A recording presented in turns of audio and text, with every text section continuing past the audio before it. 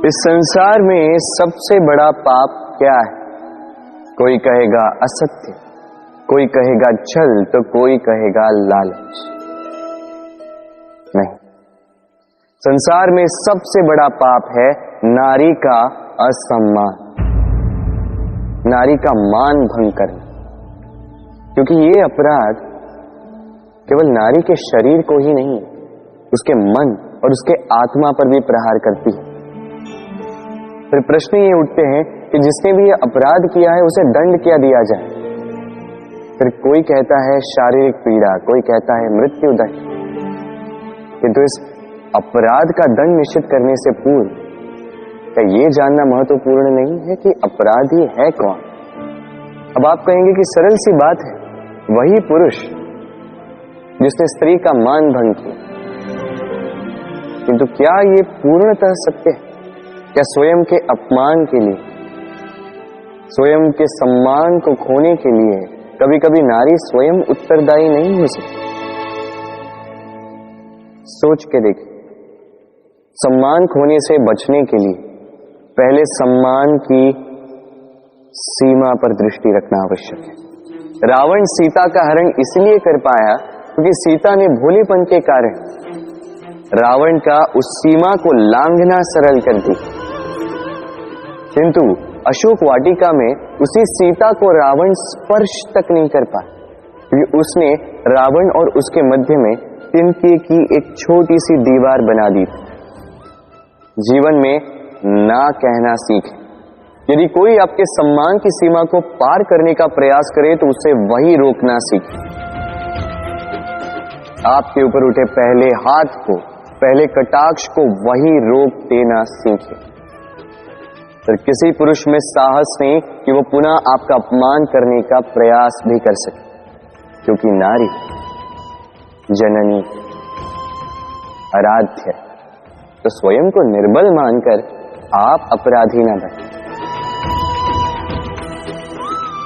राधे राधे। इस कमल के पुष्प को देख रहे हैं?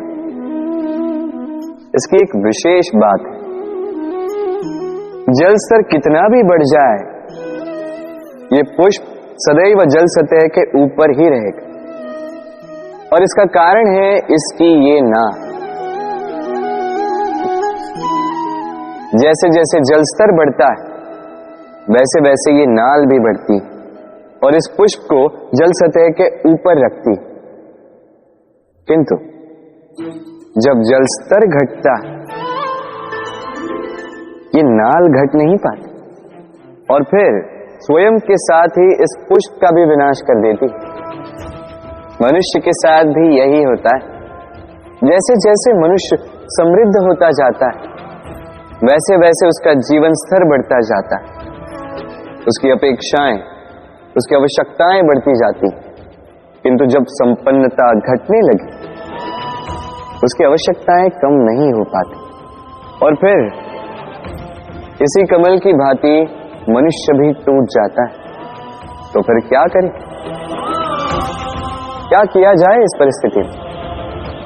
जीवन स्तर बढ़ाना छोड़ दे?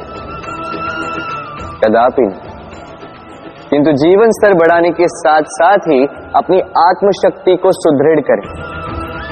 संकट का समय आने पर आप अपना जीवन कैसे व्यतीत करेंगे इसका अभ्यास करें, क्योंकि जीवन स्तर और जल स्तर तो घटते बढ़ते रहेंगे।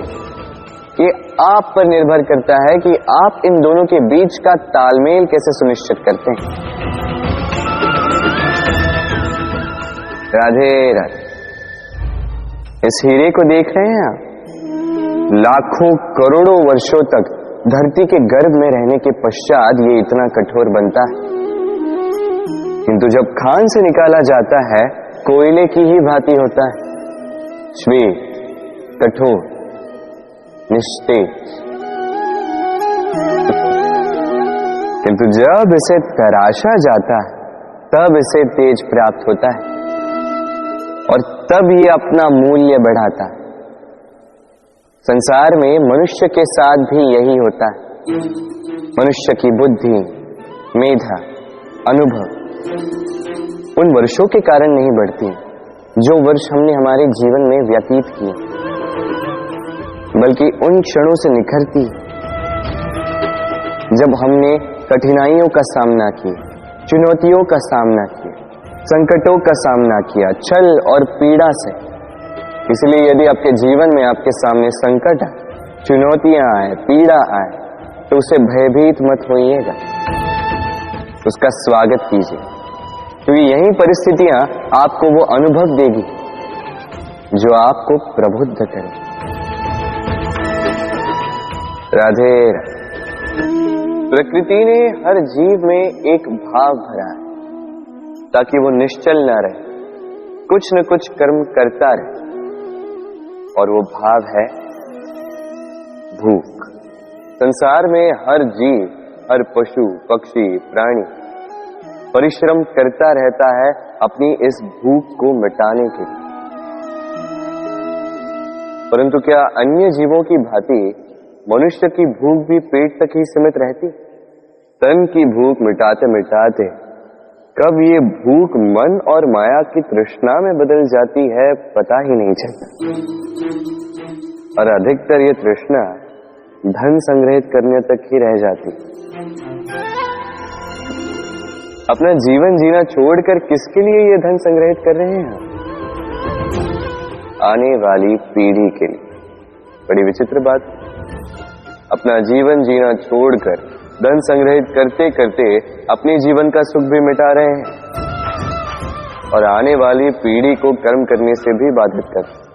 पूत कपूत तो क्यों धन संचय, पूत सपूत तो क्यों धन संचय।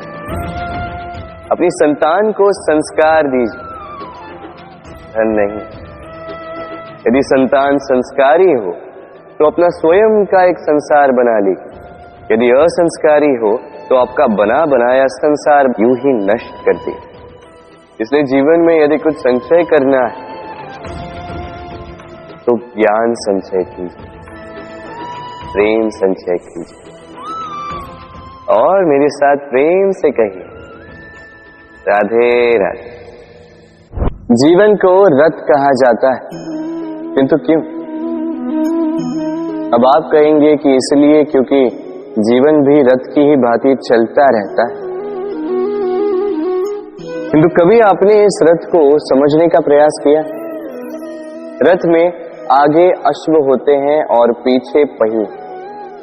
ये अश्व आपके कर्म और ये पहिए कर्मफल। ये अश्व जहां जाते हैं, ये पहिए उसी के पीछे पीछे आते हैं। यदि आपके अश्व यानी आपके कर्म शुभ सरल मार्ग पर चले तो आपकी यात्रा आनंदमयी होगी। यदि दुष्कर्म के बुरे पथ पर चले तो आपकी यात्रा गड्ढों और झटकों से युक्त होगी। अब चयन आपका। आप क्या चाहते हैं? आपकी यात्रा आनंदमयी हो या पीड़ादायी? अपने कर्मों के अश्वों को नियंत्रण में रखें। फल का पहिया सदैव आपको मधुर रास ही देगा। राधे राधे। बताइए श्रेष्ठ कौन? रेशम के धागे बनाने वाला या उन धागों को बुनकर वस्त्र बनाने वाला? निश्चित रूप से वस्त्र बनाने वाला। अब बताइए श्रेष्ठ क्या? माटी को पूरे तट पर बिखेर कर रख देने वाली बाढ़ या उस माटी को समेट कर उसी से एक मूर्ति बनाने वाला मूर्तिकार? निश्चित रूप से मूर्तिकार। अब बताइए श्रेष्ठ कौन है? देवताओं और दानवों का वो दल जिन्हें अमृत प्राप्ति के लिए इस संसार में हलाहल फैला दिया, या वो महादेव जिन्होंने इस हलाहल को सूक्ष्म करके अपने कंठ में समाहित कर लिया? निश्चित रूप से महादेव श्रेष्ठ। इसी प्रकार संसार में छोटी छोटी बातों को बड़ा करने वाले श्रेष्ठ नहीं होते, क्योंकि छोटी छोटी नोकझोंकों को द्वंद्व में परिवर्तित करना बड़ा ही सरल है। किंतु श्रेष्ठ सदैव वो होता है जो बड़े से बड़े युद्ध को समझौता बनाकर समाप्त कर दे।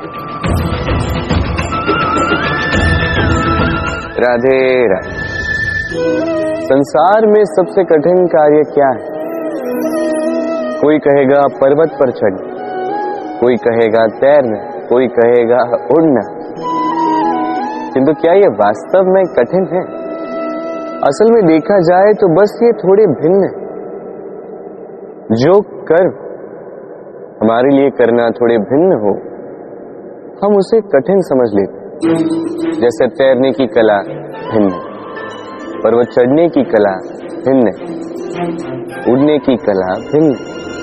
जैसे कि कुछ लोग गणित और विज्ञान को कठिन समझ लेते हैं, तो वास्तव में ये बस साहित्य से थोड़े भिन्न है, कठिन नहीं। देखिए, संसार में कठिन कुछ भी नहीं है, बस एक दूसरे से भिन्न है।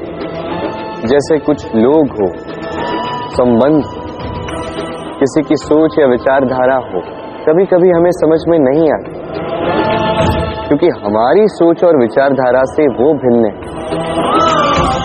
किंतु यदि ये समझ लिया जाए कि वो कठिन नहीं, बस थोड़े भिन्न है, तो अनेकों संबंधों को बचाया जा सकता है।